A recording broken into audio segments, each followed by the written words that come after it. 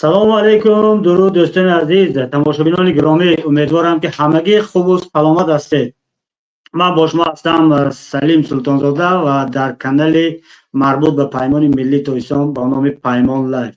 аз ҳамаи шумо дар ибтидои ҳамин барнома даъват мекунам то писанди худ, яъне ҳамон лайки худро гузоред. касе обуна нашуда бошад, ҳатман обуна шавед ва фикру андешҳои худро дар комментҳо нависед.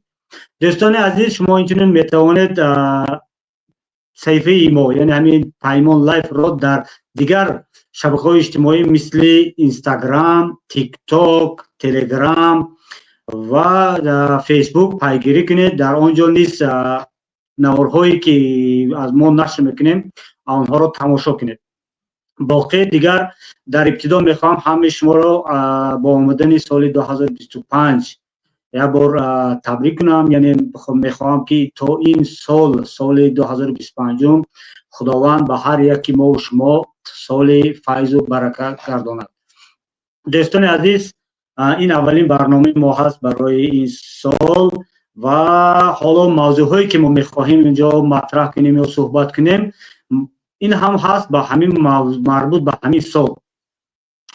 اینو بینید که دوستان عزیز، من حالا میخوام دو موضوع رو با استاد ما آقای علیم شیرزمانov، معاون رئیس پیمان ملی توستان صحبت کنیم. این موضوع ها رو ما انتخاب کردیم مخصوص چون که هم حاضر عیناً فرصتش هست و این موضوع هم مربوط عبارت است یکم این مختاریت بدخشان، یعنی همین دوم ینوری سال 2025 ولایت مختار کوهستان بدخشان 100 سالگی خودش رو جشن میگیره، یعنی 100 سال پیش تأسیس یافته. این یک.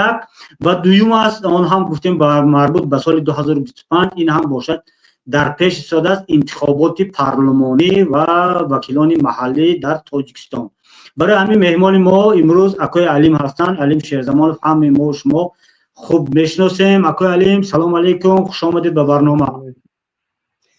زنده باشید جان، سلامت باشید از دعوتتون و با استفاده از فرصت من تمام تماشابینان را با فرارسی سال نو میلادی 2025 تبریک میکنم و شاید هم در بین تماشابینان ما کم نباشند اونایی که تبریک کردن به این روز را حرام میشمارند و من امیدوارم که ایشان همت بلندی میکنن و این اشتباه، اگر اشتباه هم باشد، اشتباه را برای ما میبخشن و به همه اونایی که این صحنه رو، یعنی یک صحنه تغییر سال، خیر خوش با سال گذشته که سال 24 برای مشترک المنافع سال خوبی نبود و این سال رو نه فقط مشترک المنافع، در بسیار کشورها این سال خوب نبود و شاید هم خیر خوش کردن با این سال و رنگی که در نوروز ما تمام همون خانه های همون رو تازه میکنیم و اون افلاسی سال گذشته رو با بیرون میتاتاییم و خدا کند که ما این افلاسی های سال 2024 رو پرتافته باشیم و به سال 2025 با امیدها و انتظارهای هرچه خوبتر بار دیگر همگان رو تبریک میکنم. سلامت باشید. کل ما شما رو نیز و نزدیکان و پیوندان شما رو نیز تبریک میگیم. آقای عزیز، اینا بینید که این یکم برنامه است. خودش خیلی که در مندرجه من گفتم مخصوص با شما رو هم دعوت کردیم که موضوع از یک طرف موضوع تاریخی است، از یک طرف موضوع سیاسی است. من به فکر من که بهتر است ما از موضوع تاریخی سر کنیم. اگرچه تاریخی هم باشد، این تاریخ با سیاست سخت وابستگی دارد. همین در مکتب و مدرسه و من در دانشگاه هم خوانید، هر کسی که تاریخ رو خواند در برابر فن تاریخ سیاست همراهش هست. هر دو پارا میگردن، جفت میگردن. آقای عزیز، دوم ینوری سال 1925 расман вилояти мухтори кӯҳистони Бадахшон таъсис ёфтааст ва ҳоло имрӯз 100-солагии он аст. мешавад бо ин сана шуморо низ табрик кард, чун шумо зода ва сокини ин минтақа ҳастед. ва дигар дӯстонамон ва умуман ҳамватанонамонро аз помири азиз. саломат бошед. این هر دو موضوعی که امروز انتخاب کردید اینا تقریبا یک موضوعند و بله. چیزشون یک است. یعنی چی بگویم، واقعا اگر بگیریم وای تحریک دهنده هر دو این معرکه همون شهروند است و اگر شهروند باشد، شهروند واقعا شهروند باشد و شهروند این از طبع یک شویگری فرق دارد، تفاوت دارد و این شهروند برای این شهروند خب دولت تماما معنای دیگر میگیرد، دولت دوری تماما معنای دیگر میگیرد و در این راستا می‌گوییم درباره مختاریت اگر گپ زنیم، این مختاریت هم با وجود شهروندای آزاد در امین واحد مختار است. ولی اگر این شهروندها غلام طبع باشند، شهروند نباشند و تبع یک شویگری باشند، خب تصور کنید که در یک امپراتوری خودکامه عصر میانه یگان واحد مختار رو تأسیس بدید و این واحد بیاید و یک دغدغه مختاریت کند که این البته که چیز نیست، یعنی این یک افسانه بیش نیست. برای همین امروز هم که درباره مختاریت بدخشان میگوییم، این بدخشانی که در سال 1925 مختار شد، اون چی بگوییم لیدران اون دوره به مانند شیرین شاه تیمور و صدرالدین عینی و دیگران که امروز آنها را قهرمان اعلام کردیم، اینا آمدند و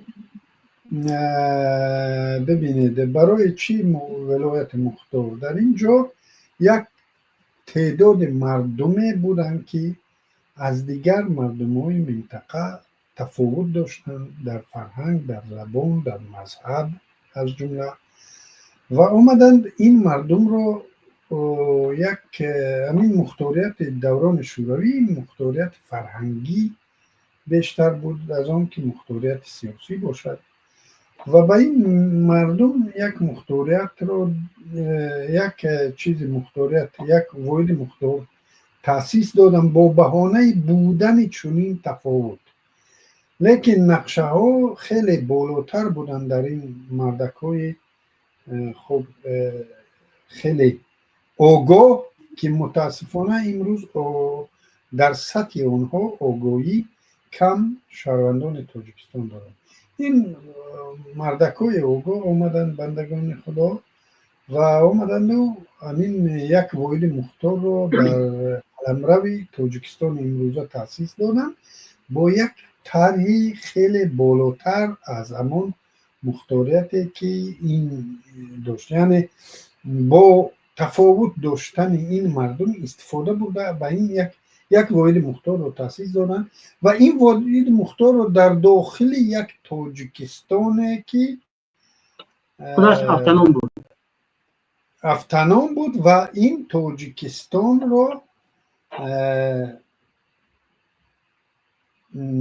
ابرقدرت ها به مانند تاشکند و مسکو اعتراف اونقدر نمی کردن. یعنی همین تفاوتی که بدخشان داشت دیگر منطقه تاجیکستان نداشتند و این روز هم مورخان ازبک ادعا دارند که این تاجیک و ازبک یک ملت هم، یک مردم هم، فقط زبان هست. بله، فقط همین تفاوت دیگر نیست. واقعا هم در حیات اونا تفاوت نداشتند، چون یک یک فرهنگ داشتن. این بعدن وای خودشناسی ملی بعدن پیدا شد. در سالهای بعد 30 خودشناسی ملی پیدا شد. اگر ببینید بعد امین سیاستمدارایی که ولایت مختار رو تأسیس دادن به خاطر آنکه در داخل یک جمهوری مختار موجود بودن یک ولایت مختار اساس شد که این جمهوری مختار به جمهوری شوروی سوسیالیستی جدا از دیگر جمهوری ها، یعنی در برابر دیگر 15 جمهوری شوروی شناخته شود. یعنی همون سیاستمدارا امین رو در نظر داشت. خب اکوی علیم میبخشید گفتون میبرم فکرتون گم نکنید. فقط کمتر یک خواهش که سال بلندتر گپ بزنید تا ما چی میگوید خوشرو بیام هم احترام خوشرو رود. اکوی جان حاضر اینا ببینید ما درباره تفاوت گپ زدید. تفاوت بین ولایت مختار و ولایت های گیم عادی مثل ولایت لنینگراد همین وقتا اینا ببینید که دیگر جمهوری های شوروی ولایت مختار نداشتن، اما همچون یک جمهوری مستقل گوییم یک رسپوبلیک داخل شوروی شدن. اما تاجیکستان برای تاجیکستان ضرور بود که یک ولایت مختار داشته باشد تا از افغانان خودش خلاص شود.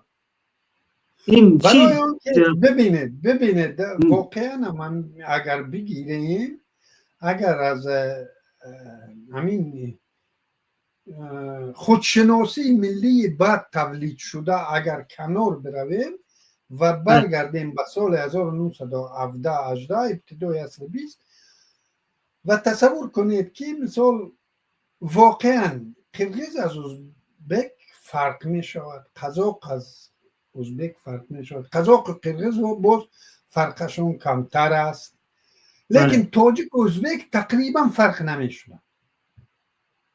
از نگاه فرهنگی، از نگاه مذهبی، از نگاه بگیریم چه میگن و جهان بینی، منتالیته، جهان بینی و شکل بیرونیش، یعنی ظاهری، چهره ظاهریش فرق نمیشورن. قرقیز و ازبک فرق میکنه. تاجیک و ازبک تقریبا همین با شمول پامیری ها. من هم به من مانند ازبک یک گله را میابی، یعنی خیلی مانندی. و اگر همین فرقیت های فرهنگی، فرقیت های مذهبی، یعنی تاجیک و ازبک داماد یک دیگر می شدن، یگان مشکل در این میان نبود. و این حتی در اون وقت حاضر ما اونا رو خویین میگوییم دیگر تاجیکایی بودن که از همین یعنی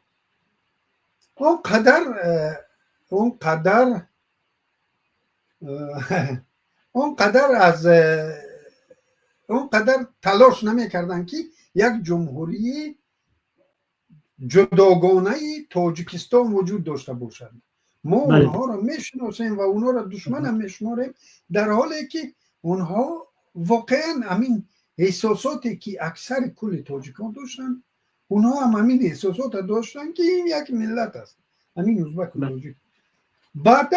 بعدن خودشناسی ملی بعدن پیدا شد و این روز علاقه تا حد همین خودشناسی ملی شده است که در مرز ملیگرایی آمده است. یعنی نه فقط ملیگرایی، حتی چی میگن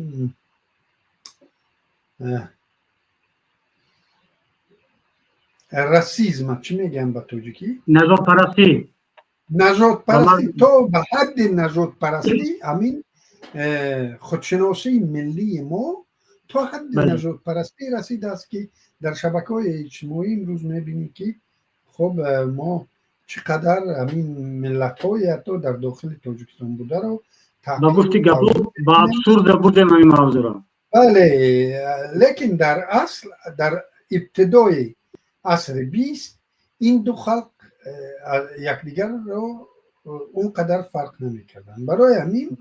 برای این فرقیت رو حتی گفته استادم که همون چهره‌های سیاسی تاجیک نه همه خود را از ازبک فرق میکردن، نه همه هواخوای یک جمهوری جداگانه تاجیکستان بودن، به خاطر اون که اونها احساسات ملیشان، احساسات قومیشان در این حد جدا نبود که امروز است.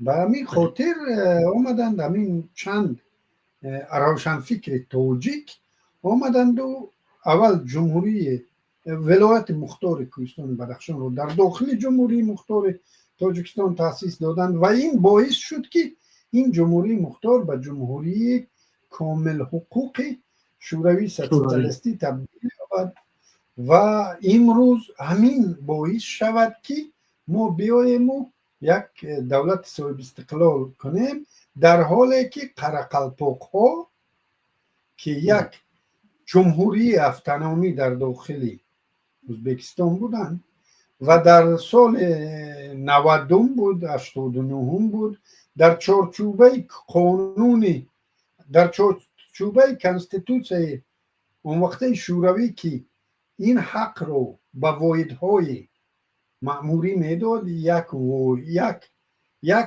زینه سطحی وکالتهاش رو بالا برند.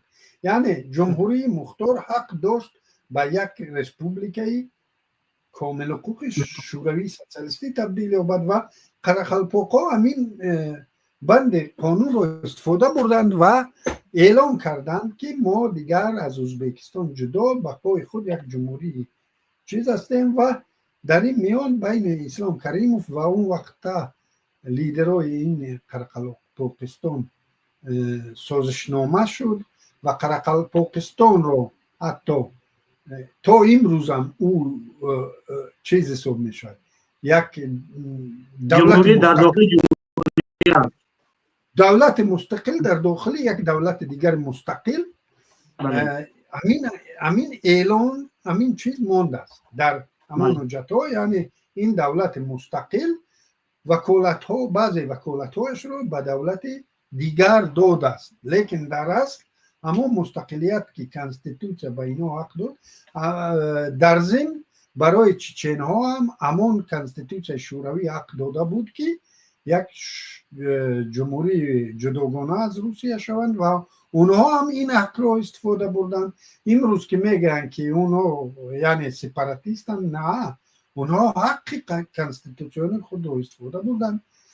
و باز در سال 91 بنده هم یکی از مؤلفان اعلامیه تأسیس جمهوری مختار بدخشان در هیئت تاجیکستان بودم و این جمهوری تأسیس دادیم. این هم در چارچوبه همون کنستیتوسیون شوروی بود. این حق رو ما داشتیم و این حق ما عزیز بخبر بودم، ما خبردار نبودم. 11 اپریل سال 1992 خطا نکنم 92 باید باشه یا 91 این وقت زمان شوروی بودگی باشه. بله شوروی 91 هنوز شوروی از بین نرفته بود. من یکی از مؤلفان همین اعلامیه، ما 2 نفر مؤلف بودیم و دیگرش نام نمیگیرم چون مشکلش رو ایجاد نکنه. 2 نفر مؤلف بودیم، یکی من بودم و اعلامیه تأسیس جمهوری مختار بدخشان در هیئت جمهوری تاجیکستان از ولایت به جمهوری گذاردن استاتوس. بله. امروز حتی در همین امنیستی اینترنشنال یا در کجای خوندم همون روزها رو سپاراتیسم گفتند و گویا ما همون روز استقلالیت رو اعلام کردیم که مطلقاً دروغ است. هیچ کس استقلالیت رو اعلان نکرده بود، فقط یک واحد همون صلاحیت ها رو همون رو یک واحد بالا بردیم که حق به این کار حق داشتیم. سه واحد شوروی یکی قرقلپوکستان، یکی چچنستان و یکی بدخشان از همین حق کنستیتوسیونی دودگی شوروی استفاده بردیم و هر سه حق داشتیم، هم قرقلپوکستان و یعنی همون چچنستان و هم اعلامیه که یعنی همون اعلامیه که حاضر شما میگوید درباره با هم تو جمهوری مختار بدخشان داخل تاجیکستان، این اعلامیه قبول شده است. بله قبول این شد. همه تا سال 94 پاسپورت های داریم، شناسنامه های داریم که در اینجا ARB نوشتگی جمهوری مختار بدخشان، شناسنامه در جمهوری مختار بدخشان دادگی در ولایت. ما از تاریخ بیخبر بودیم از این طرف. دیگه خوب کردیم که امروز سرتون این موضوع گوار داشتیم. بله این بود. چون هیچ جا گپ نمی‌داریم این طرف. برای این امروز که ما این موضوع رو میبرداریم، برای همه همون مختارهتی که ما میخواستیم، همون دغدغه‌ای که ما داشتیم، این دغدغه‌ایش تمام شهروندای کل دنیا است. یعنی اگر توجیک از یک تبعی شو به شهروند تبدیل و بعد همین دغدغه رو خواهد داشت. یعنی همون آزادی هایی که ما بیش از آن نخواستیم، بیش از آن آزادی هایی که امروز ما شاهد اون، من در لهستان و شما در فرانسه هستید، ما از این بیش نمیخواستیم و این دغدغه تمام تاجیک‌ها باید باشد. امروز بسیار برادرای پامیری همون روزا رو به یاد میارند و باز همون میگویند که باز به همون جمهوری مختار برگشتن در کار. من میگم نه، ما حاضر تمام مبارزه رو به اون بریم که تمام تاجیک‌ها جمهوری مختار باشند، همه تاجیک‌ها. همون دغدغه‌ای که برای پامیری ها داشتیم سال 92، همون دغدغه رو برای تمام تاجیکان داشته باشه. اینجا تماشابینان عزیز، عضو میخوام اکوی علیم، ولی اکوی علیم حاضر همینجا گفتن که ما میخواستیم که تمام تاجیک‌ها همچون یک جمهوری، همچون یک مختار باشن. یعنی به معنای این نیست که جمهوری تاجیکستان در اساس داخل کدام جمهوری دیگر همچون مختار باشن، نه، به معنای که چنین احساسات، چنین حسیات آزادی رو داشته باشد که خودش همچون یک شهروند تقدیر تاجیکستان وطنش خودش حل کنه. درست؟ بله چون که این شهروند او را نمیشود. ببینید چند روز پیش در موضوع دویم همین گپا میارم، چند روز پیش، 2 روز پیش یا دین بود، در یکی از مطلب های در اخبار و افکار بود، یک شرح نویس چی نوشته است؟ یعنی حکومت وظیفه دار نیست که برای شما جای کار تامین کنه. یعنی شما باید لیاقت داشته باشید، کار امکانیت ها زیادن، یک قسم مردم از حکومت انتظار نشده زندگیشون رو پیش میبرند، لیکن اون یعنی تنبل ها میاند و به حکومت سنگ میاندازن که تو با ما رو با جای کار تامین کنی. همین فهمیش غلامانه، یعنی فهمیش غلامانه از حکومت یعنی چی؟ یعنی حکومت گویا تمام دورایی هایی که حکومت دارد این از آسمان همین حکومت آمده است و همون مردک خوب، مثال همون پوتین خوب در مسکو و همون رامونوف خوب در تاجیکستان از کجای پول میابد و همین مردم تنبل خورنده و پوشونده و گشته است. یعنی وای به خاطر ثواب، به خاطر ثواب باز از مبلغ از منبع های ذخیروی خودش باز مردم رو چقدر پدیدش میکند. یعنی وای یک آدمی است که ما باید او را چیز رنگ خدا بپرستیم. به خاطر چی؟ به خاطر اونی که او از کجای پول میابد و ما را سر میکند و ما ناشکری ها باز میایم و میگیم تو ما را جای کار میکنیم. این فهمیش غلامانه از دولت است، همون فهمیش اصلی میانگی، یعنی همون حکومت، همون رامونوف، همون پوتین، همون دیگرش برعکس از پول من شما زندگی با حشمت برای خود و خیش تبارشون میسازن. بله این همون پولی که در اونها هست و یگون مثال تصور کنید که همین بودجت رو یک تصور کنید ما در برنقدم چندین بار همین در همین کارهای جمعیتی در داخل تاجیکستان هنوز بوده مبلغ جمع میکردیم برای یگون کور مبلغ جمع میکردیم و در فرض کردیم در اونجا یک دو سه سومدار بودن که از اونها امید زیاد داشتیم. مثال اونها واقعا در برابر همون آدم قطاری اونها 100 مراتبه زیادتر میپرداختن.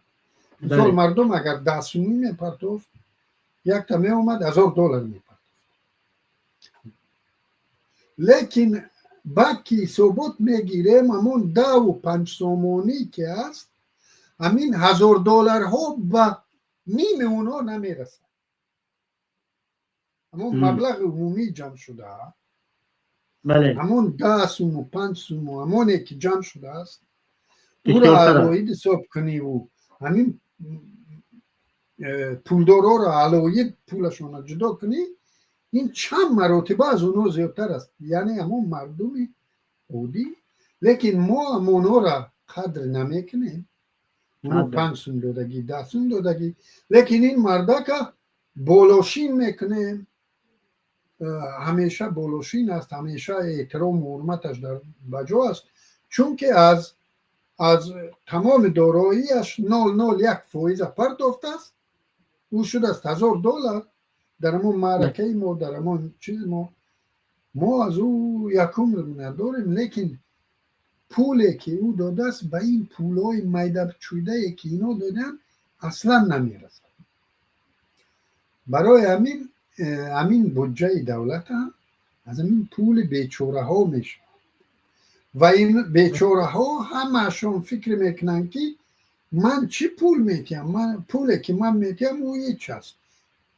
مثال فراز با همون آزاد کردن از اندازو با همون گریختن از اندازو با همون کم دادن اندازم 100 چند من میگرد. یعنی بودجه تاجیکستان رو همونا میکنه نه هرگز یعنی آنها بیشتر حق دارن نسبت به من.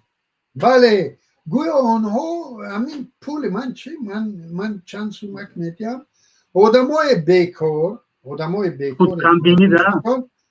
آدمای بیکاری که در تاجیکستان هستند و میگن که ما و اصلا در بودجت پول نداده من کار در عمرم نکردم لیکن در یادش نیست که فرزندش برادرش خواهرش کدامش از روسیه به او پول رو میکنه تا که او در تلفنش پول داشته باشد. بله در تلفنش که پول بود همه اندازها از اونجا رفت از بانک گرفت از تلفن گرفت. بله همون به پول بیکارترین آدم هم در کیسه رحمانوف پول میمونه. یعنی برای همین ما همین برداشت غلامانه از شهروندیت ما را میارد و ما امروز هم در همین مسئله مختاریت هم این دولت است.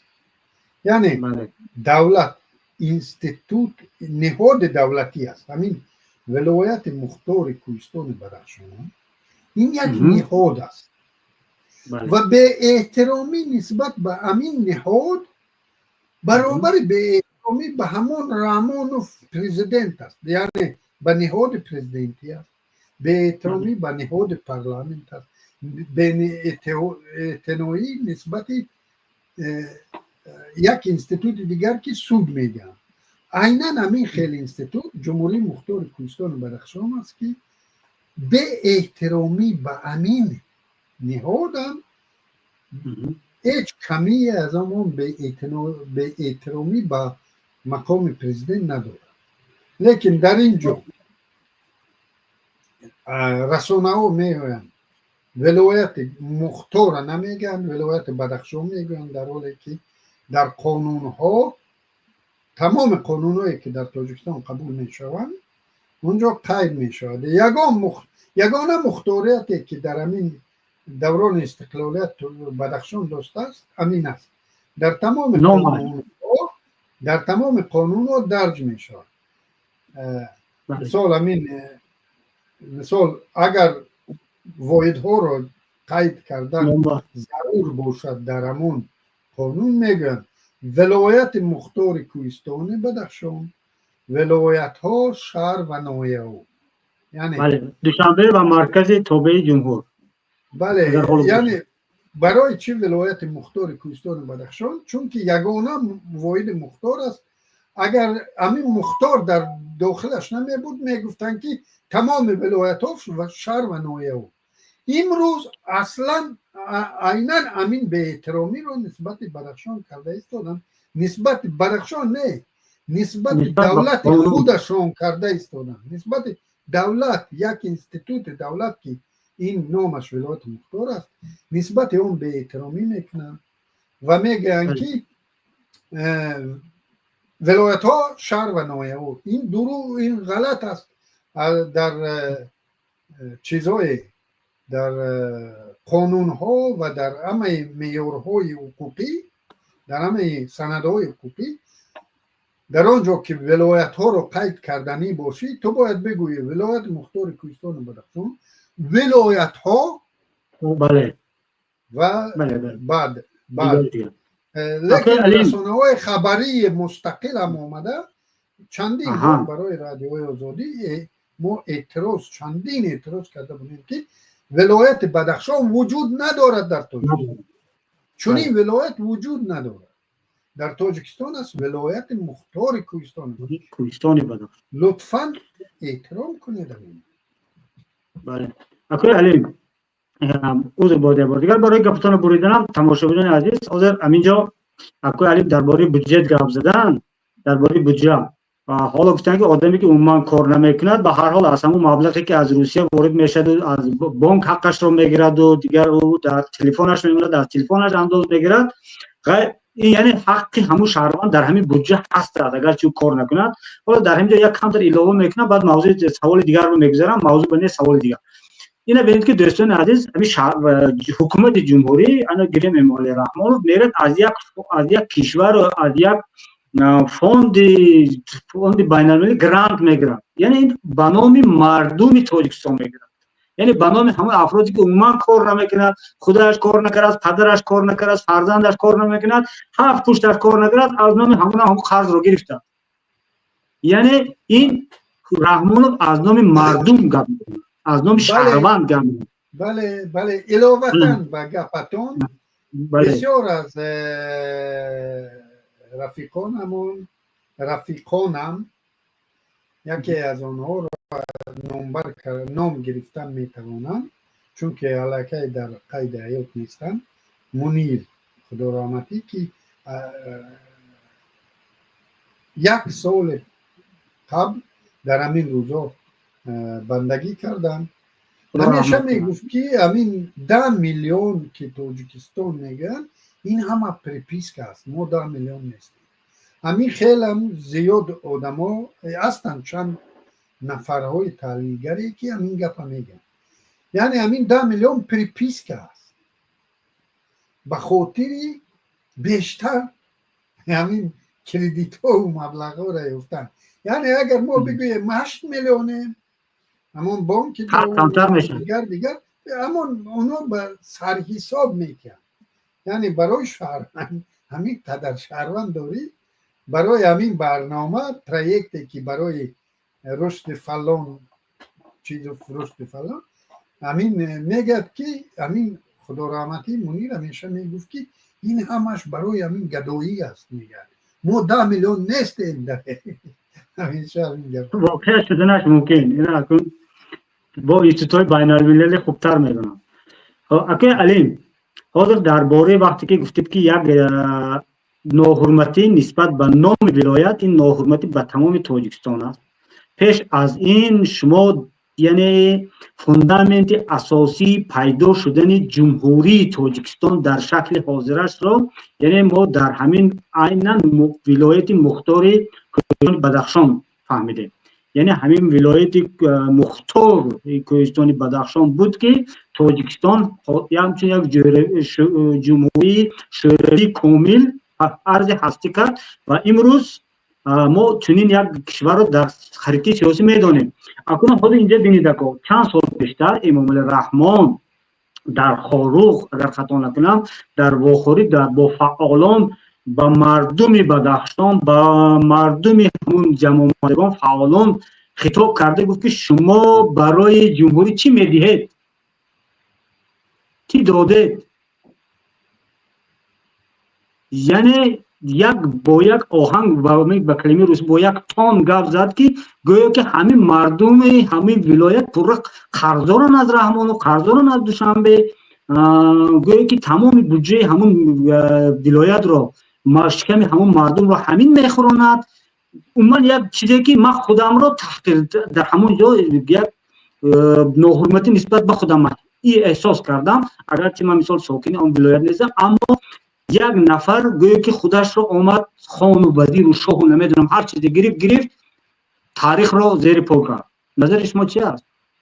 خب نظر من چندین بار همین مثال آوردم. در سال هنوز همین از 85 تا 92 از بازسازی تا 92 در تاجیکستان و سایر کشورهای آسیای مرکزی کم کم چند نفری آدما پیدا می شدن که درباره استقلالیت گپ میزنن. خیلی کم بودن لیکن بودن، هم در تاجیکستان، هم در کرگیزستان، هم در ازبکستان، در دیگر در قفقاز، یعنی درباره استقلالیت کمی. در روسیه بر مانند رگوزین و اکثری روس ها ملیگرایان، حتی همون لیبرال هاشون هم اکثر ملیگرا بودن، اونها میگفتن که همین جمهوری های آسیای مرکزی از جمله همین تاجیکستان یک سرباری بالای روسیه است، یعنی یک بار زیادی بالای روسیه است، چون که بودجهش داتاسیونی است. بودجه تاجیکستان، ترکمنستان، کرگیزستان، مولداوا، گرجستان، ارمنستان، همه همین کشورها بودجه های داتاسیونی داشتند در شوروی. بله، یعنی از مرکز تامین میشد این کشورها. از مرکز برنامه ها داتاسیه میشدن، چون که همین ارتشی که ابر قدرت بود و در تمام جمهوری ها مستقر بود، معاشش رو مسکن بود. لیکن همین بودجه تاجیکستان سازید در بودجه تاجیکستان و تاجیکستان قوه نمیکرد، البته که قوه نمیکرد. و در سال 92 که با همه جمهوری ها لیلسین گفت که همه جمهوری ها همین لشکر رو بگیرید و بالانس خودتون این از شما، همه گرفتند و فقط رحمان نبیف خدا رحمتی اشتباه کلانترینش این بود که همون ترسید از این تامینات ارتش، گفت نه ما نمیتونیم نگرفت و امین سرش رو خورد. اگر همون ارتش در دستش می بود، همون پامیری ها را در روز یکم پراکنده میکرد در میدان شهیدان و دیگر همین تاریخ تاجیکستان دیگر میشد. لیکن اون که ترسید از همین تامینات بودجه دست کشید، از همین دستاویز پدر کرد دست کشید. دیگر حتی چچنیا همون نگرفت. چچنیا ارتشش رو گرفت. فقط یک تاجیکستان بود که ارتش رو به روسیه تقدیم کرد و این روس ها همین کماند یلتسین بعد چند هفته اشتباهشون رو فهمیدن. چند ماه نه، چند سال نه، چند هفته بعد اشتباهشون رو فهمیدن، الکی دیر شده بود، یگانه تاجیکستان به ارتش بود.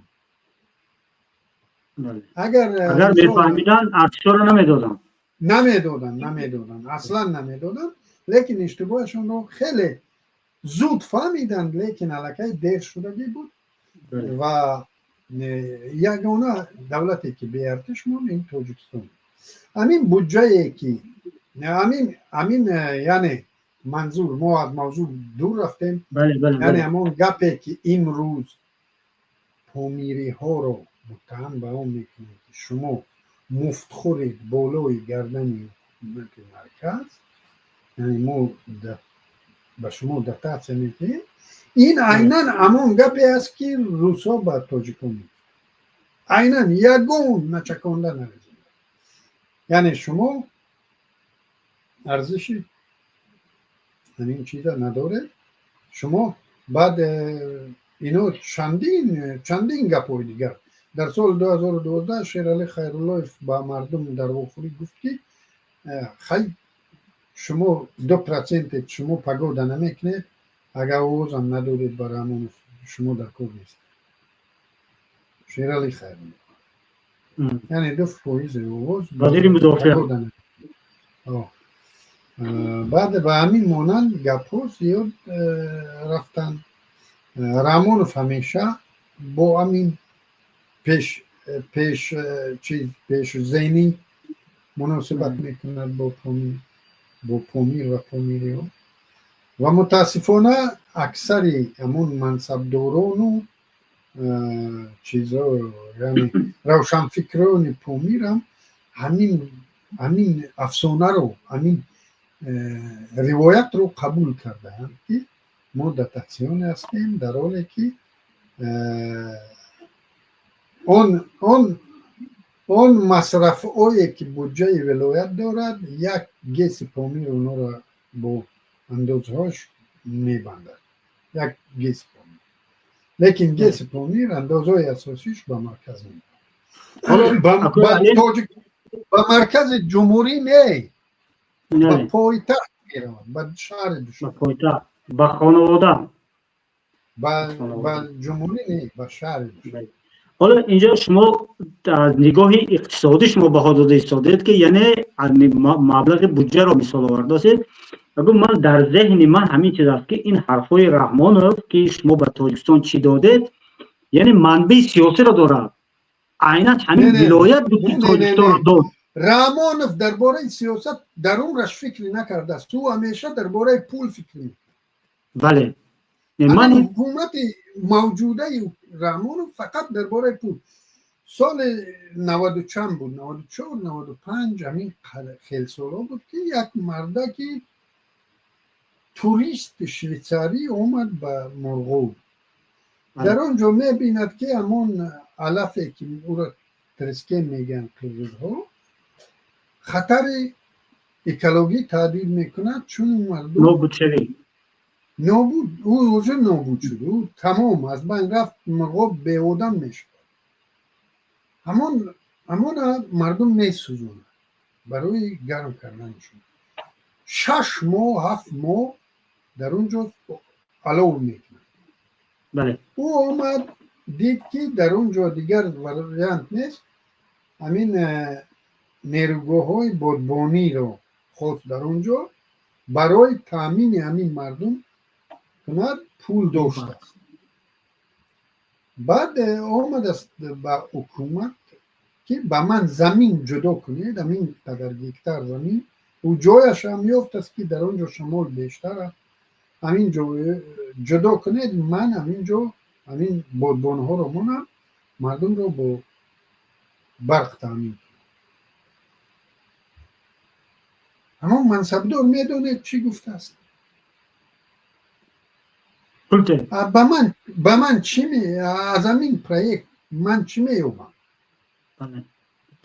من شخصا من چی میوبم؟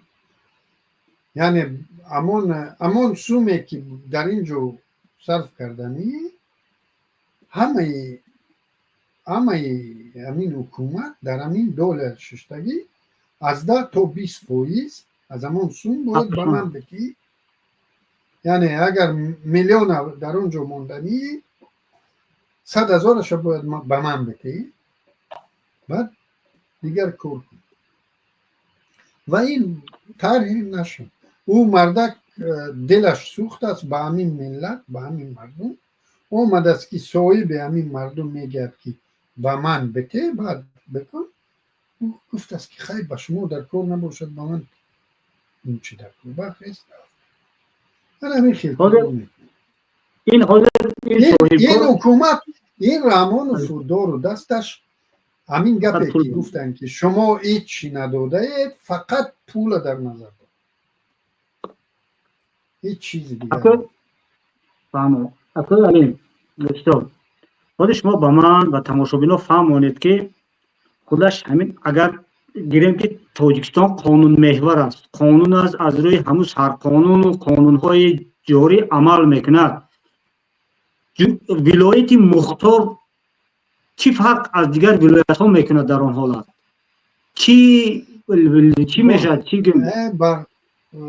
بهترین سوال است. اگر همین مردم شویتزاریا در همون تاسیس یابیشون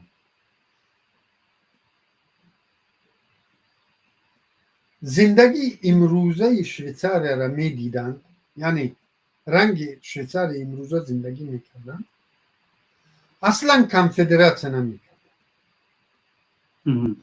اگر اما وقتی که ایالات متحده امریکا کنفدراسیون شد، اگر اما وقت آدم ها با ماشین وریمنی به این روز بیاری در امریکا زندگی کنند و برگردانی، اونها از همون کنفدراسیون دست میکشند. به چه خاطر؟ چون که اما وقتی که فدراسیون در آلمان شد و کنفدراسیون در شویتزاریا و کنفدراسیون در ایالات متحده، همه همون محل ها، ما که محلچگی رو برای خود بدبخت میدونه، در اونجا محلچگی با سلاح مسئله هاشون رو حل میکرد در امریکا و در همه جا. خواسته های محلیشان رو با سلاح حل میکردن. تو چوزک اومده ای، تو بگونه اینجا اومده ای، تیر میزدن، یک دیگر چقدر میکشتن. به خاطر اون که همین واقعیت زندگی است، واقعیت انسان ها. انسان یک موجوده اجتماعی است، یعنی یک مخلوق اجتماعی است. در اجتماع کار میکنه. اجتماع چه است؟ یعنی من گروه خود را دارم، شما گروه خود را دارید، ما چیز نیستیم، یعنی به طور انفرادی ما هیچ کس نیستیم. ما نیرو با همون سوسیوم اجتماعی خود هستیم و همون اجتماع ها اینا آمدند و اگر حاضر که شما میگید قانون محور تاجیکستان رنگ شویتزاریا امروزه باشد، یگان واحد مختار اونجا در کار نیست، چون که اونجا همه شهروندها آزادند. لیکن واحدهای مختار تأسیس یافتند 300 سال پیش که امروز به همین رفاه رسد همین مردم. اما مردم هایی که دست زور رو میکوبند، در جستجوی دست زورن، در جستجوی لیدر زورن که متحد اونها رو نگاه دارد، همشون در فهرست پایین ترین کشورهای هم همانند تاجیکستان و ترکمنستان، کره و در بین اونا یگانه همین چین که در بین همین ملت های ناموفق بگیریم، یگانه ملتی که یعنی این جمعیت رو شما مثال آورده ایستادید که در آنجا انسان امروز برای مختار شدن هر یک شهروند باید واحدهای مختار باشن. چون که مثال در بدخشان در تاریخ غلامداری نبوده.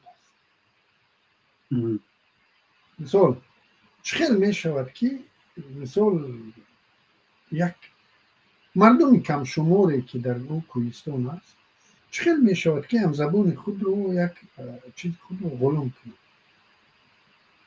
در اون رش نبوده است همین گپ نبوده تفکر نمی نیست. شود این پیدا نمی شود تو چخیل می توانی غلام کنی یک چخیل برادر رو غلام میکنند نمی توانی برای همین ببینید اگر همین واید هایی که امروز ما معلچگی پرابلم افغانستان چند ده ساله پرابلم داره اگر کنفدراسیون می بود این پرابلم از بین برداشته میشد شویتزار برای خاطر همین با همین روز با همین رفاه رسید که یک وقت آمدن گفتن کنفدراسیون 4 زبان اونجا است همون 4 زبان امروز در تاجیکستان در فیسبوک می درایی اینش ازبک میگد ویش مثال ازبک میگد مرا ازبک نگو مرا ازبک بگو این تاجیکش میگد که تو چی میدونی زبان من همی خیل است من تو را تحقیر نمی کنم تو ازبک هستی در زبان من ازبک میمونی فارد با تو نفارد تو ازبک این دو خلقی که در یک کشور تقریبا بزرگترین چی دارن جمعیت دارن یعنی تاجیک و ازبک ازبک همون ازبک میگه مرا ازبک نگو این مرا برای من دغل است به عزت نفسم میرسد و عزت نفسم میرسد نه من تو را ازبک میگم چون که این زبان من است عیناً همین تصور کن که همین کار در شویتزار 4 زبانه تا همین روز میرفت اگر کنفدراسیون نمیشد تا همین روز همین تاجیکستان امروزه میبود شویتزار یعنی اختلاف نظرها امروز برای همین شویتزار همون کنفدراسیون اصلا در کار نیست اینا اصلا احساس الکی نمیکنن که اینا فرق نشان داده اکوی علیم ما حاضر از گفته های شما من چنین درس گرفتم عادت میگم بینید اگر خطا باشد اصلاح میکنید یعنی مختاریت بودنش یا اینکه کنفدراسیون بودنش یا خیلی گیم دیگر جمعیت ها علاهیده و در قانون بودنش مثل مختاریت این چیزها در کارن تا مردم با یک سطحی بالاتر رسد اینا یک اینسترومنت هم برای رساندن فرد به مختاریت کامل فردی اینها خود مختاریت ملت رو آوردن به ملت سیاسی به ملت سازی یعنی مختاریت برای مردم بدخشان برای پامیری ها این هدف نیست این ابزار است این ابزار است وسیله است فهمم این اگر گپم یعنی فهمیش من درست باشد یعنی من همین چیز درس را از شما گرفتم یعنی مثال که میگیم یک حزب این هدف نیست این وسیله است این مختاریت هم این حاضر اکوی علیم بعضی موضوع ها دیگر حاضر از همین موضوع مختاریت که گشتیم با در اطراف همین موضوع دو سوال در ذهنم پیدا شد اینا بینید که از زندانی سیاسی ما چهارشنبه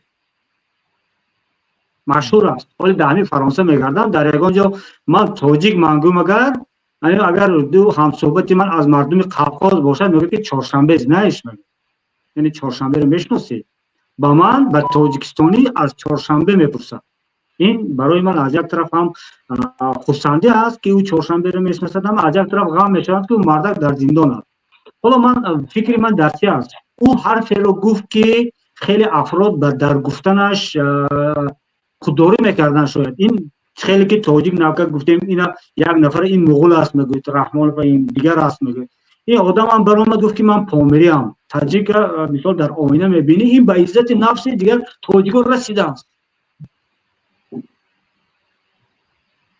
همین را شما کم در شهر داده میتونید پرابلم چی است که مردم ما ببینید همون روز و ساعت حاضر به تدریج این تغییر کرده ایستاده است. بعد سرکوب اخیر بدخشان این تغییر کرده ایستاده است.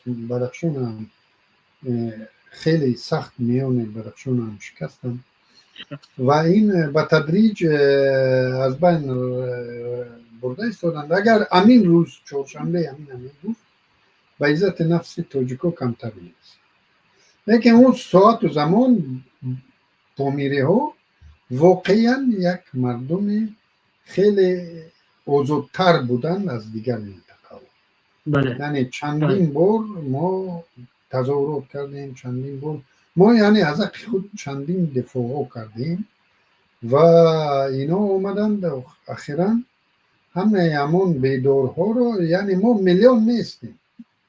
اگر میلیون رنگ فلسطینی ها از میلیون زیاد می بودیم امروز چندین چهارشنبه دیگر می بودیم.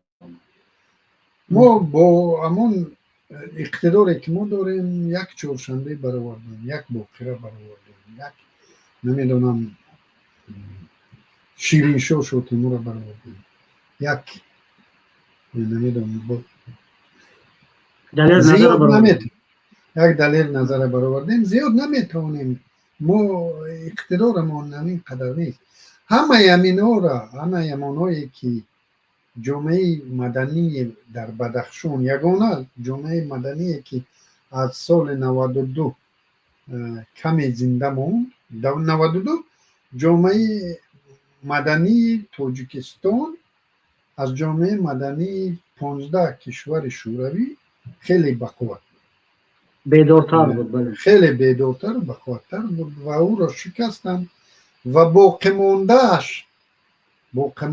امین جامعه مدنی ابتدای 85 تا 92 در بدخشان باقی مانده. در سال 22 امون پوره شکستن، خیلی زیاد تعداد اونها را کشتن، زیادشون رو زندان کردن و زیادشون رو مجبور به گریز کردن و این بدبختی کم بود که مجبور گریخته ها رو همین خیلی در به خانواده هاشون فشار آوردن که این گریخته ها رو در اینجا نمیبینید تقریبا. یعنی منظورم در شبکه های اجتماعی یعنی در یاد داشته باشید پامیر نیوز گروهی بود که در اونجا همه چیز گفته میشد. مثال فرض کردیم اگر مثال حمزه کودک که از تاجیکستان بیرون نمیموندن تمام مطلب ها در اون گروه بازنشر میشد، در دیگر گروه تاجیکی بازنشر نمیشد، فقط در پامیر نیوز بازنشر میشد. مثال همین چیزایی که بودن روشن فکران در اونجا همه اعضا بودن، روشن فکران تاجیکی در اونجا بحث های شدید میشد و باز همون ماموران پامیر نیوز اکثرشون در تاجیکستان زندگی میکرد. یعنی تا این حد ما توانستیم همین جامعه مدنی ما چیز بود، زنده بود. این شکستند و شکستند خیلی نموند، آدم نموند در خاروق، آدم نموند. اینا برای خود این رو یک شاید بخت میدونند، لیکن در حاضر زمان دارایی اساسی دولت این انسان است، این زمین نیست. اینا اومدن زمین گرفتن به خاطر چی؟ به خاطر بیشتر از اونجا فایده گرفتن که گرفتن نمیشه، چون که دولت وزرا رو تامینات دولت وزرا این انسان است، دارایی دولت انسان است. یعنی میگن نلاگ و بازم میگن بله و از زمین کوک چقدر حاصل خیز هم نباشد به آدم اون زمین درآمد نمیاد. فهمم. حالا سوال آخران درباره همین مختاریت با همین بعد میگذاریم با موضوع بعدی ما. در حال حاضر خیلی واقعیت تاجیکستان برای ما معلوم است که انتخابات ها در کدام حالند، حکومت ها در کدام، حکومت های محلی در کدام حالتند، همش به همه ما معلوم است. دیگر جایی که میگوید پنهانیش نیست. یعنی مردم هم خوب آگاه هستند که وضعیت چی گپ است. در حال حاضر خود ساکنان ولایت مختار کوهستان بدخشان و عموما ساکنان تاجیکستان برای حفظ همین نام مختاریت، نام کلمه مختار را برای حفظ کردن چیکار باید کنم؟ خودش ما از رسانه ها گفتید که باید که حتما نامشون گیرم. ایره بینید که به نظر من این همون لطوکوب های شکستن های کشتن های قتل کردنی که دوام این سالها شده ایستاده است محض به خاطر از بین بردن مختاریت در کاغذ هم باشد. یعنی در کاغذ آمده را نفهم نیست کنم. این نظر من است. نمیدونم خشایت خطا کنم، اما به نظر شما حالا چی است؟ چی کار باید کرد؟ بله متاسفانه اینا در مرکز امروز هم اینا اومدن در این مشکل دیدن، مشکل در پامیری بودن ما دیدن. یعنی اومدن انستیتوت زبانهای پامیر رو محکم کردن به خاطر داشتن نام پامیر دارن.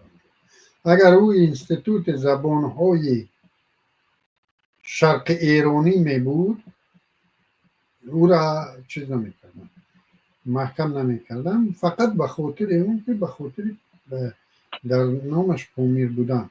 حاضر کدام یک شعبه رو در داخل همون انستیتوت زبان کردند و تقریبا همون وایدهای کاری رو باقی موندن. فقط فرق در آن است که این وایدهای کاری در دوشنبه کار میکنند و خب اون چند نفری که در بدخشان معاش و چیز میفتند در همین انستیتوت اونا را چیز کردن، اونا بیکار موند. همین خیلی دیگر امروز هم همین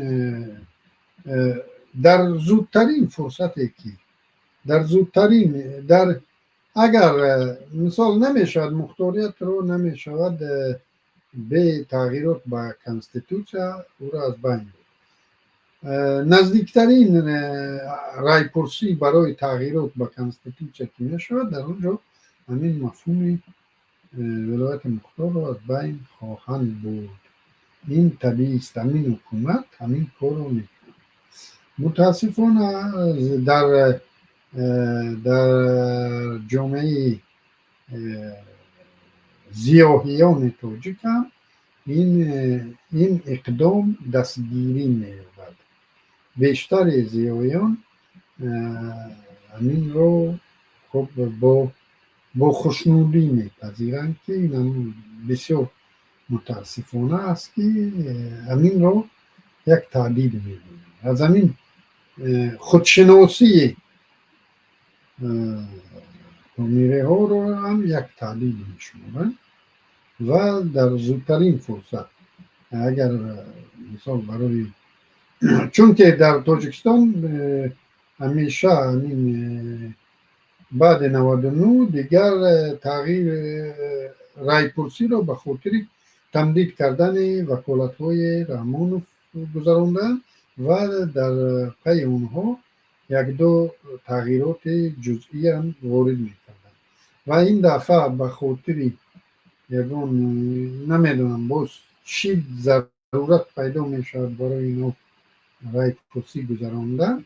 گمان نکنم که به خاطر از بین بردن ولایت مختار رایپرسی گذراندن، لیکن برای در نزدیکترین رایپرسی عمومی خلقی مختاریت ولایت رو میبرد.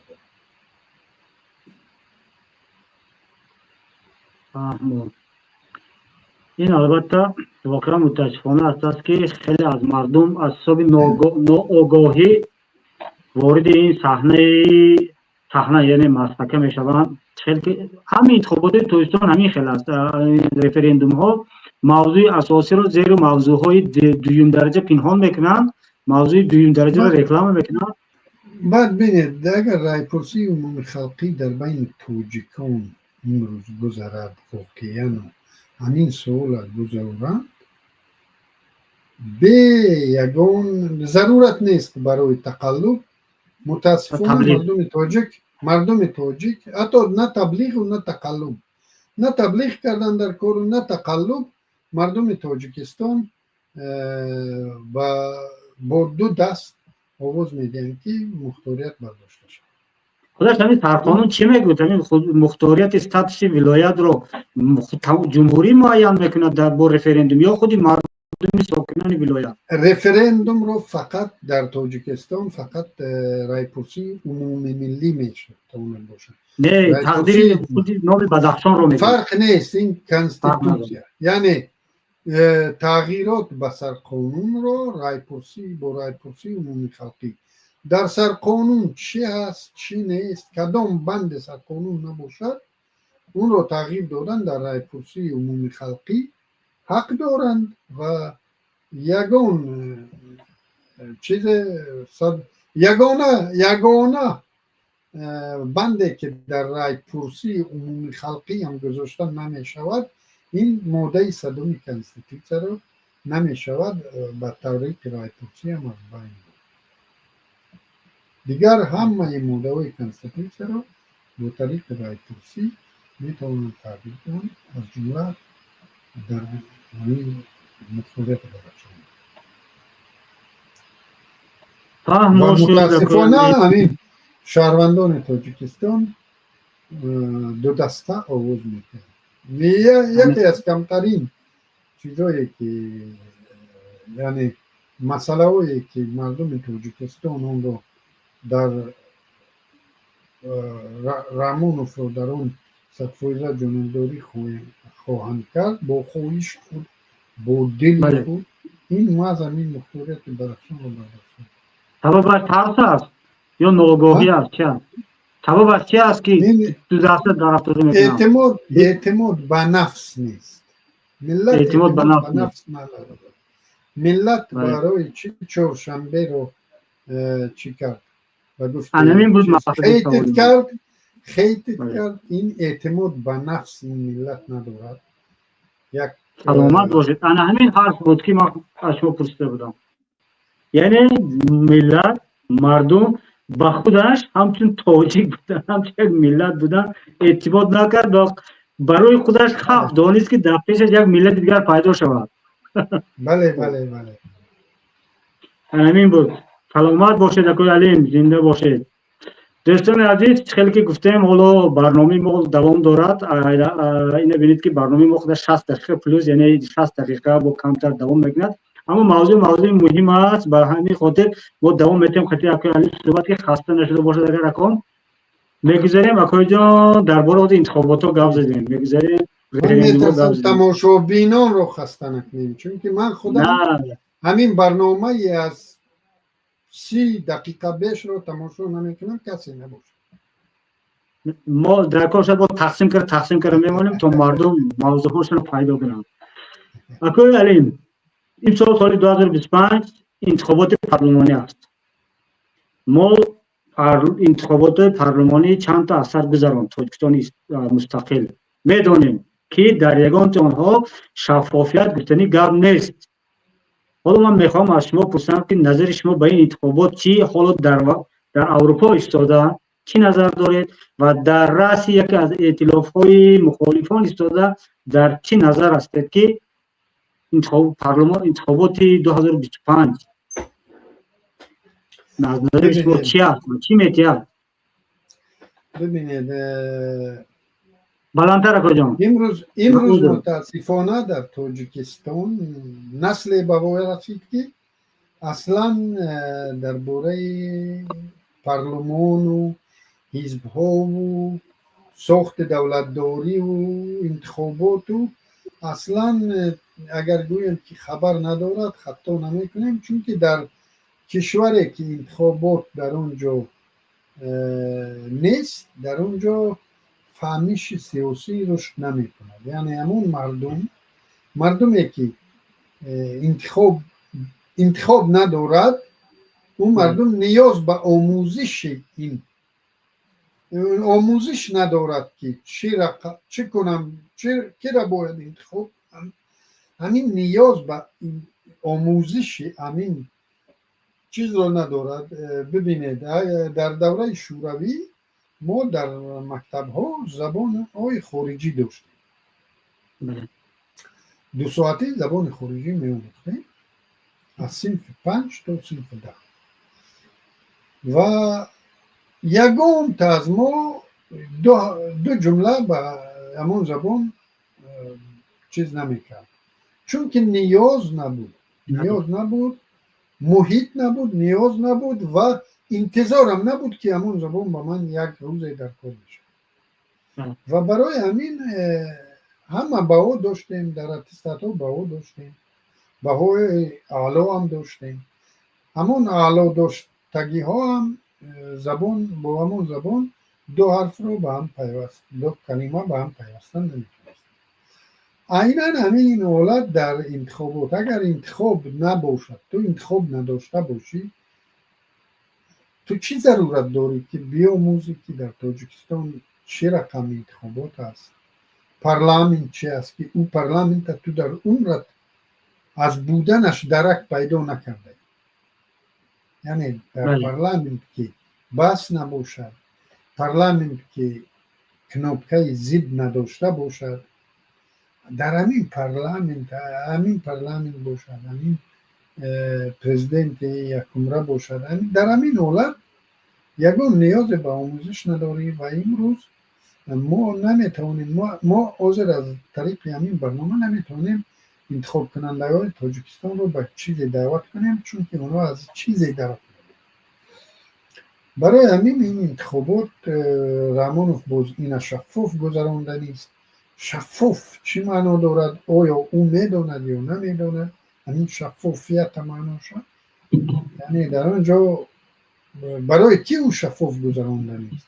برای کدام رقیب هایی که امکان دارد حکومت، یعنی اکثریت پارلمان رو به دست دارد که او برای اونها، یعنی شفاف که گفتی، تو باید شفاف گفتنیت با همون نیروهای دیگری که در کمین ششتند و میتوانند اکثریت پارلمانی رو از دستت بگیرند از همون خلق دموکراتی، تو با اونا گفتنی که انتخابات شفاف میگذارند.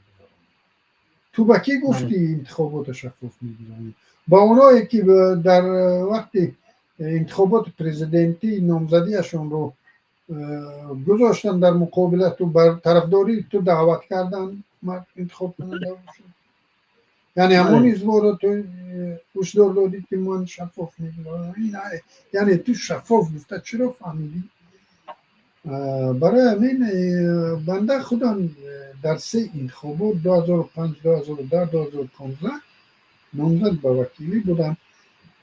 در از همین سال 99 تا سال 2015 در تاجیکستان شاید 3 یا 4 حوزه یک منداتی بود که در آنجا یک کم مبارزه بود. این یکیش 41 خاروخ، دیگریش 40 اون هم در بدخشان، یکیش در کون بودام و کدامیشان بود. همین قدر چیز بود حوزه هایی که در آنجا مبارزه بود. در دیگر حوزه ها همین خیلی چیز انتخابات، رنگ انتخابات شوروی. من در شوروی، در دوره شوروی من زندگی میکردم، حق انتخاباتی را هم پیدا کردم. لیکن همین سوال در من بود که انتخابات یعنی چی؟ همین مفهوم انتخاب در همون روز و ساعت اصلا منطق نداشت، چون که یک نامزد داشتیم، او را حزب کمونیست پیشبری میکرد و ما میرفتیم با اید در همانجا که حوزه انتخاباتی بود، عادتا در کلوب ها میشد و در پیش این کلوب ها کنسرت کلان داده میشد. بله، یارمارک تشکیل میشد. یعنی اید میرفتن، مردم میرفت اید و آواز میداد، میرفت همون یک نفر در اونجا بود، اونجا خط میزنیم چیکار میکنیم؟ خط زدن میترسیدیم، چون که در انتخابات دهی اون دوره خیلی شفاف بود. شفاف به معنای چی؟ اما خط میزدی تو رو پیدا میکردن که تو خط زده. خیلی شفاف بود و هیچ کس جرأت هم نمیکرد کسی رو خط زنه. خط میزدی در سبیل چشمت میکشودن. برای همون انتخابات هنوز ادامه دارد در تاجیکستان. ببینید یک روز میایم همین در تاجیکستان رئیس حزب سوسیال دموکرات در بدخشان در زادگاه خودم میایم، در مکتبی که خوندم و در مکتبی که درس دادم از پیش همون مکتب میگذارم که در اونجا چیز همین خیلی معلمو در روز یکشنبه در مکتب اند اونجا چیز میگوید. من گفتم این چی است؟ یک برادر میگرد که این روز زندانی است، یک معلمی که در اونجا کار میکرد این روز زندانی است. او را پرسیدم، میگرد که در اینجا انتخابات است، همون رئیس شهری که تعیین کرده هم کدام وکیل برخوروغی نامزدیش رو بازپس خونده تو این دپوتات شود. نه انتخاب کننده نه انتخابات اونجا یاشی کمونده. من رئیس از این خبر نیم که در اونجا انتخابات گذراندن به انتخاب کننده همون رئیس دپوتات کردن. همین خیلی انتخابات میشد. ببینه در انتخابات باز به همون چیز برمیگرده، همون شرعی که در چیز بود، یعنی حکومت وظیفه دار نیست برای تون جای کار پیدا کنه. از همین من میدونستم که همین برنامه میشد، بعد فکر کردم ببینید همین دپوتات ها را که از سال بعد همین بازسازی انتخاب کردن شروع کرده، همه این دپوتات ها هم سیاست شناس ها پالیتولوگ ها هم سیاست مداران هم مقام داران و مردم، مثال مردم می آمد و با نامزد با وکیلی در روخوری پرابلم راه را میمون، پرابلم آب میگن، خبور آب گذاره و پرابور میگن، پرابلم اجتماعی، پرابلم ها رو میگفت و مردم ها همون نامزد میگفت که این کار من نمیشود، من ندارم بودجه، این من نمیتونم. مردم بعد از همین شرحی که دین خوندم من فهمیدم، من به خلاصه اومدم که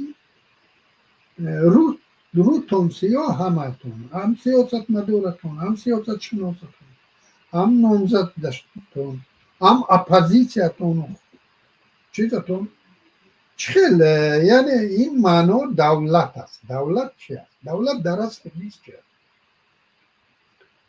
دولت؟ مقصد اساسی دولت چی است؟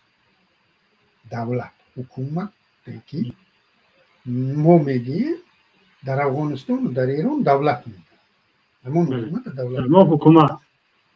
همین دولت مقصدش چی است؟ مقصدش هرچی بیشتر انداز جمع کنه، هرچی بیشتر انداز، یکم وظیفه، و با این انداز همون برنامه هایی که اولویت به او دادی، یعنی تو دولتی تو شناختی، یعنی تو تشخیص دادی که چی در کار است، در این منطقه آب گذراندن در کار است یا برق گذراندن در کار است یا موسرکر سوز کردن در کار است یا دیگر، یعنی تو اولویت ها میدی و برای همین پول پیدا کردن برای تو چی میگن بروسی نالوگابلاگای مای بازا با توجیکی انداز پرنده داریم، یعنی منبع اندازت را باید زیاد کنی. بله.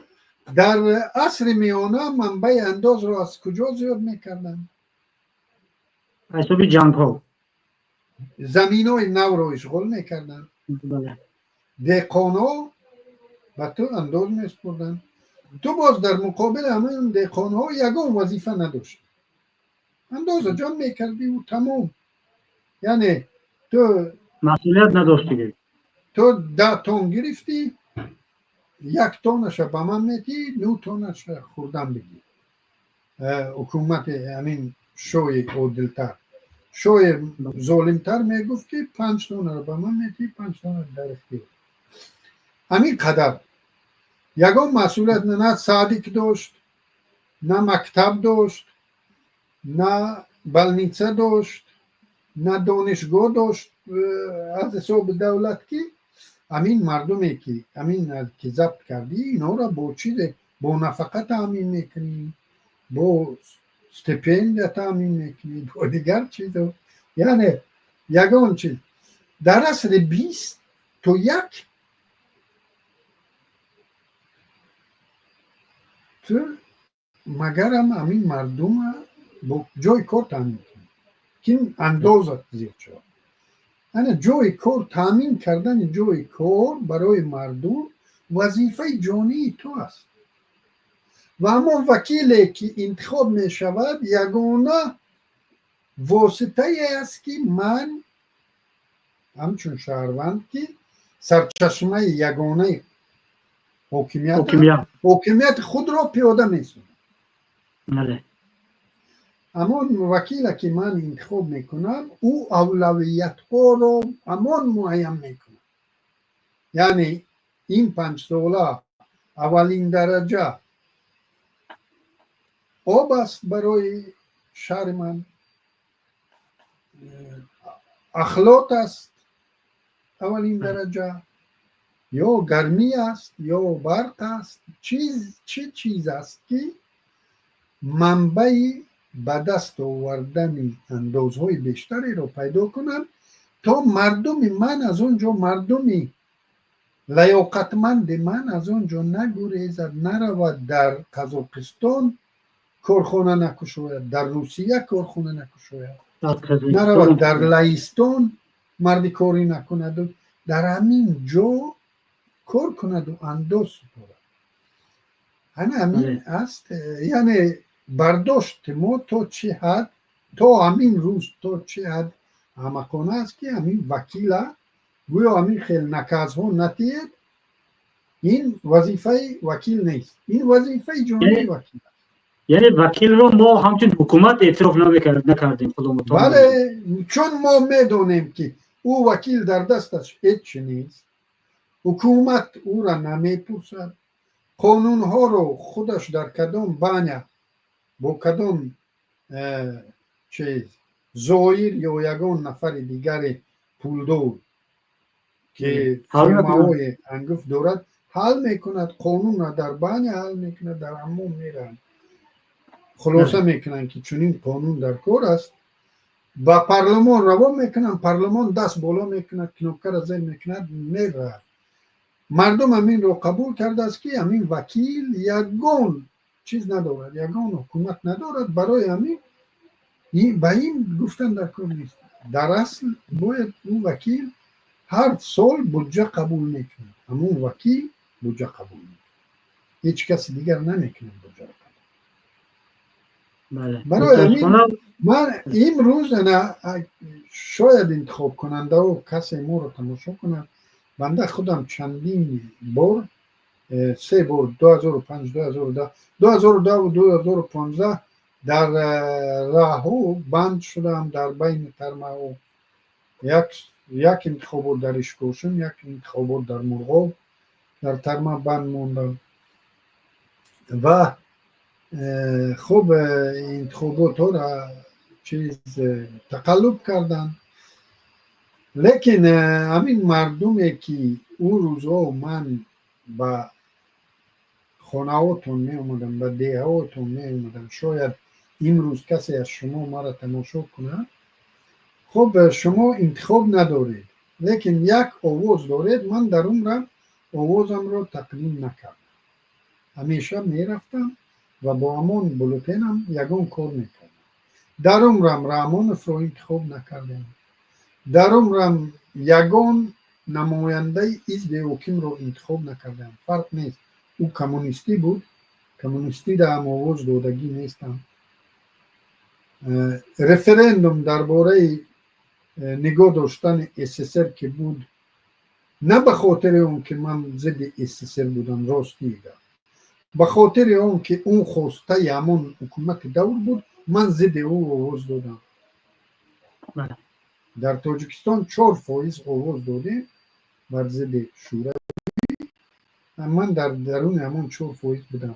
یعنی در عمرم هنوز حکومت پیدا نشده است که من بیایم اون به خواسته او آواز بدم. زیر بار حکومت نرفتم. نیست، این خیلی حکومت نیست که من بیایم و بگویم که همین حکومت مردمی است و من خواسته همین حکومت رو در رای پرسی ها بگویم یا در انتخابات نمایندهش رو انتخاب کنم. در عمرم نکردم و دعوت میکنم مثال همه اونایی که رنگ من و شما موقع دارند، یگانه رایی که شما دارید، البته او آواز دادگی شما را اونا با همون ما که اونجا نامزد بودم، من نامزد بودم، ناظر داشتم اونجا، بولتین های مرا می آوردند و بالای بولتین های همون نماینده حکومت توپ میکردند و حساب میکردند که این اون بولتین من، آواز من رو به او حساب میکردند. چه رسد به این روز که شما خط میزنید و از دو سر همون میگیرند و با همون درزه بالای حکومت میپرتویند و چیزی که خواهند همون میکنند، لیکن شما را نمیمونند که شما یک اعتراض شهروندی شرکت نکردن در انتخابات. این را در ما بجز چند شهر در دیگر دهات ها همین حق را از مردم کیها گرفتگی. برای چی؟ یگان نفر در همون حوزه انتخاباتی، یگان مسئول، یگان دیرکتور مکتب، یگان زوج مکتب تا 8 بیگت شما را انتظار شدنی نیست. یا بجای شما آواز میتید، این فایز در کوری رو حسابات میکرد، یا در ما زنگ میزدن. من یک سال در تور دویم خواستم که در تور یکم مرا پرداختم، مرا پرداختم، تور دویم در ولایتی شد. ولایتی به تور دویم گذاشت، جمهوری یک گذارم، ولایتی به تور دویم گذاشت، به دور دویم گذاشت و من گفتم که من ساعت 10 کمش میرم که نموندم. باز در شهر همین از ساعت 12 سر کردن، زنگ زدن از اول معلم نمیوید، مجبور کردن آخر ساعت 3 رفتن. همین خیلی همکارای من چیز التماس ما نمیتوانیم محکم کردن. یعنی اونا میخوان که در دیو ساعت 12 حوزه محکم میشد. یعنی انتخاب کننده پورا آید نه آید و تامین میکنن، یعنی همون 100% تامین میکنن. اونی که نه اومد میرون به خونهش، لیکن باز در پروتکل 100% نشان نمیکنن، لیکن 100% تامین میکنن. من در حوزه که ناظر خودم برای انتخابات خودم بودم، در اونجا 100% تامین کردم. همون ناومدگی را به خونهش بردم بولتین، یا رفتند از خونه و آوردم به اینجا. تا ساعت 12 100% مردم را تامین کردم، لیکن در پروتکل نتیجوی نمیدونم 80 چند فویز. نه بچه 100% اشتراک کرد، شما از کجا 80 یعنی هیچ کس به شما امین اعتراض حق چنین اعتراض رو به هیچ کس نمیتید در تاجیکستان که شما انتخابات نروید و آنها نگران شوند که مردم به انتخابات نامد. اصلا هیچ کس نگران نمیشود. فقط همون دیرکتور مکتب شما میداند که در اینجا چقدر آمد و او حسابات به مرکز میتید همون در کوری را 86 باشد 86 96 باشد 96 برای همین بهترش روید و همون نماینده حکومت من می بودم، نماینده خلقی دموکراتی و حکومت خط می زدم. حتی همون کمونیست ها اونجا اگر موندگی باشند همون کمونیست انتخاب. این همون متدی که نوالنی در روسیه پیاده کرده بود همین خیلی بود. یگانه رو همین است، چون که همون کمونیست ها هم نظارت نمیکنند و یا جرأت هم ندارن که در همون نظارت بیایند و بگویند که اوضاع ما را در اینجا نمونید، این اوضاع ما است. هیچ جرأت نمیکنن، چون که در اونجا تقسیم کردگی اوضاع میگن که همین پدر پرچم به شما میکنیم دیگر. این نظر شخصی شما یا این تصمیم در پیمان ملی توضیح هم گرفته شده است؟ نه درباره اشتراک نه پیمان ملی حتی درباره انتخابات چیز صحبت نکرده، چون که این انتخابات نیست. ما درباره این انتخابات جلسه گذارونیم و چی بگویی و چی بکنیم. اگر ما امکانیت های همین رسانه ها رو استفاده بوده مردم رو کمی معلومات درباره پارلمان بکنیم چی است، یعنی مردم ما نمیدونند. مردم ما امروز نمیدونند انتخابات چی است، پارلمان چی است، شهروند کی است، مبلغ یعنی بودجه از کجا شکل میگیرد. مردم ها سرخم و دست به سینه و هزار تشکر بر امونف میگن که او گویا از کیسه خود به اینا پول میداده باشد، یا میگن تو نان حکومت میخوری و چیز مثال معلم هم میگن نان حکومت میخوری. خیلی هیچ کس نان حکومت نخورده است، نان مهنت خدا خورده است و نان مهنتی که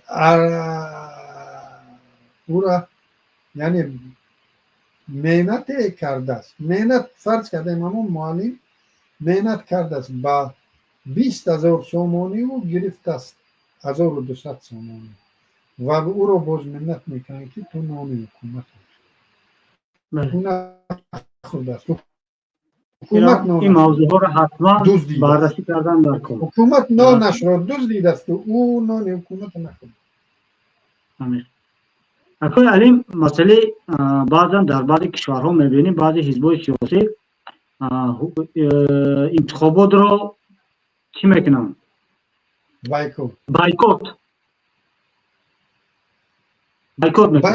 بایکوت خوب است. مثال در ایران بایکوت میکنن. در ایران گرچنده که نظارت مستقل اونجا نیست، لیکن در ایران من شهروند ایران نبوده، من مطمئنم که در ایران آواز نمیدادم. برای چی؟ برای اون که در انتخابات اخیر پرزیدنتی و فکرم به 50% هم نرسید اشتراک. از 50% کمتر اشتراک کرد و برای همین رژیم از همه مهمترین شرکت نشان دادن بود. یعنی اینا اولویت رو نه به کی را انتخاب کردن، اولویت به اونه که بیشتر مردم دارد.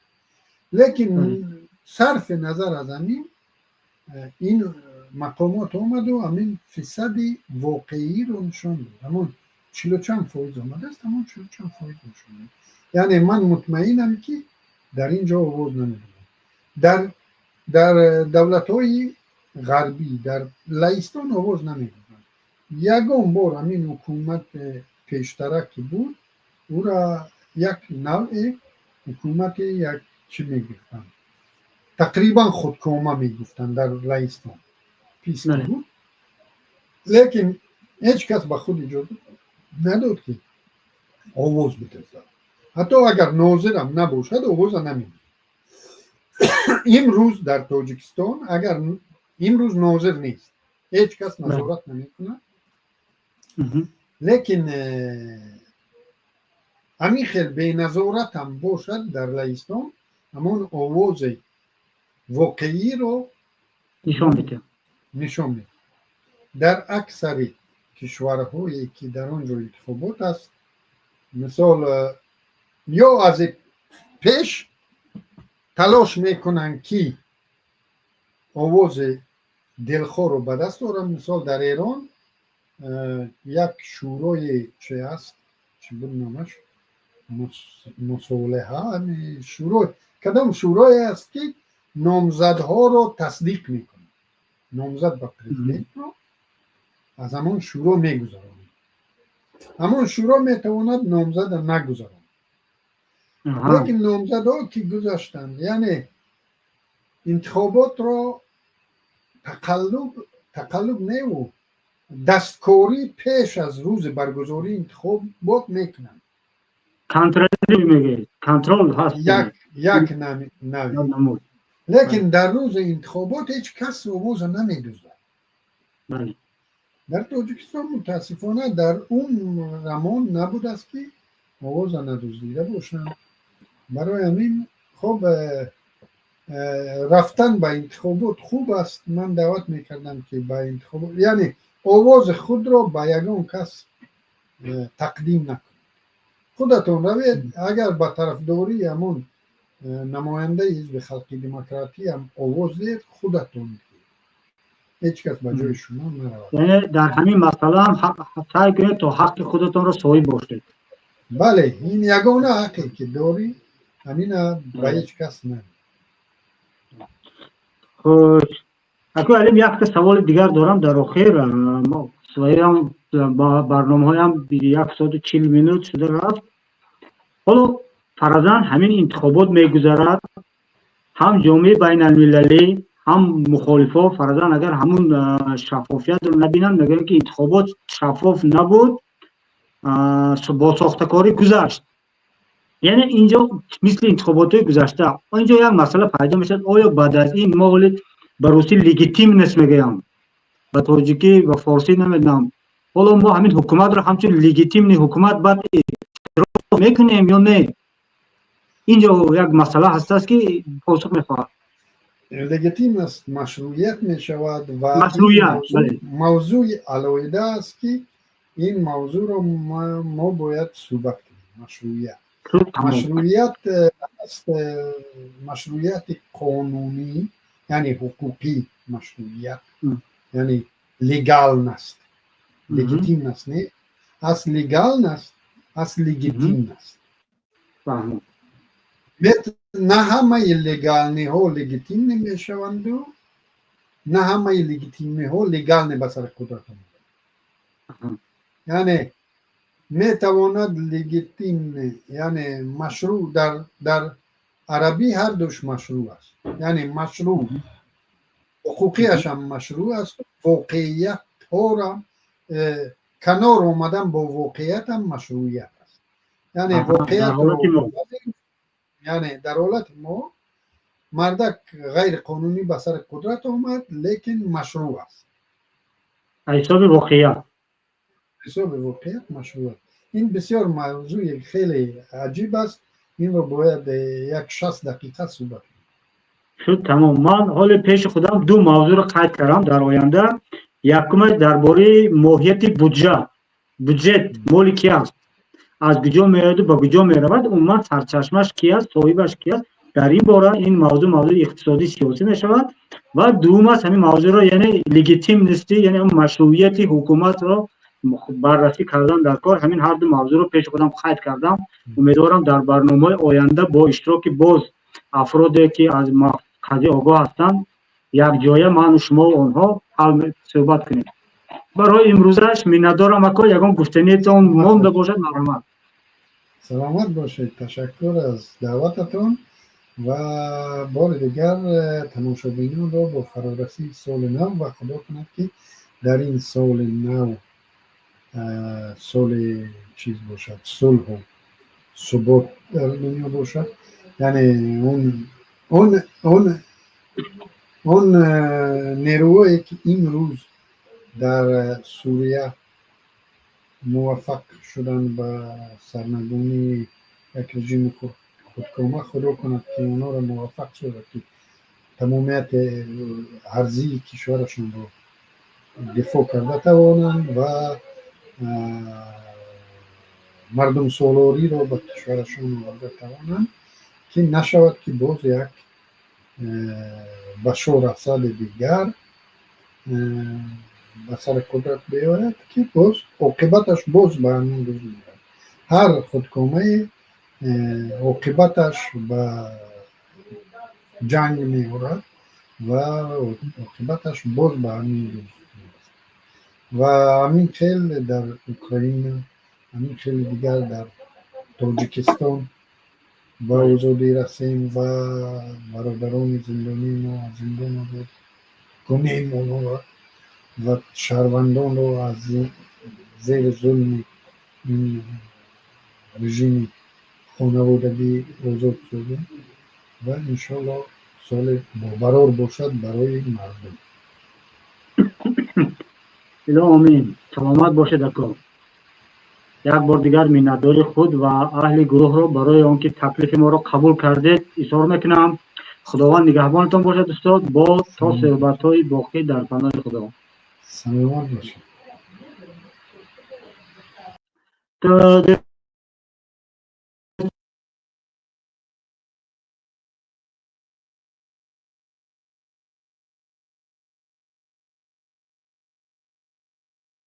راهبری پیمان کردیم. امیدوارم که موضوع برای شما پسند باشد. از همه شما دعوت میکنم تا لایک خود را، پسند خود را، آبونه شدن را فراموش نکنید. حتما من در اینجا در نوار شما دیده استادید. همه در شبکه‌های اجتماعی ما رو میتونید پیدا کنید، در تلگرام، اینستاگرام، تیک تاک، دیگر فیسبوک، دیگر در همه جا هستیم. حتما دستگیری کنید. این دستگیری شما برای ما خیلی مهم است. باقی خداوند نگهبان هر یک شما باشد و خاندان شما به دسترخوان و مال جان شما خداوند برکت. سلام علیکم و رحمت الله.